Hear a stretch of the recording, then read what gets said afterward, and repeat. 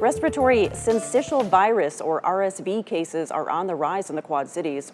RSV can affect all ages, but it is more severe for those with weak immune systems. According to the CDC, symptoms of RSV usually show up within 4 to 6 days of being infected.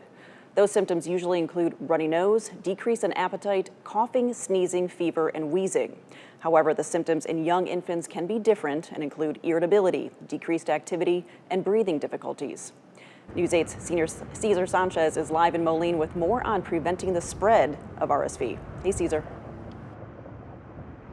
Hey, Linda. Just as you mentioned before, RSV cases are on the rise in the area. Despite that, one daycare is taking all necessary steps to make sure that the spread is minimal among its children. Can you put your dirties on the second shelf? At this daycare in Camanche, Hands wet. cleanup at lunchtime can be messy. Make lots of bubbles. After we're doing certain activities in the room, we have them wash their hands, they wash their faces.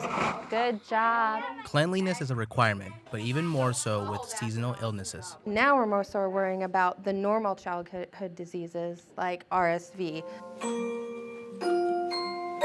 Respiratory syncytial virus is common. In the U.S., annual community outbreaks of RSV infections typically occur during the late fall, winter, and early spring. So the best way to prevent that spread is through hand washing, cleaning those surfaces, and then really just staying at home when you're sick. Soap on. It can have an impact on those who have a weak immune system and those who are very young and old. It's also a virus that doesn't back down easily. Because it's a virus, antibiotics don't work, so we do supportive care. So things like Tylenol and ibuprofen to keep our fevers down.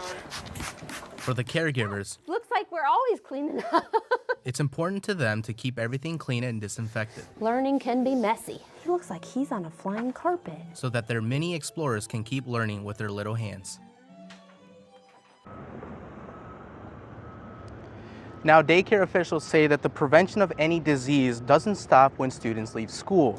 Parents can minimize the spread at home as well by making sure that their children are properly dressed for the weather, and also encourage them to make sure that they stay at home when symptoms are shown. In Moline, Cesar Sanchez, WQAD News 8. All right, thank you, Cesar. Health officials say RSV cases fell dramatically 2 years ago as the pandemic shut down schools, daycares, and businesses.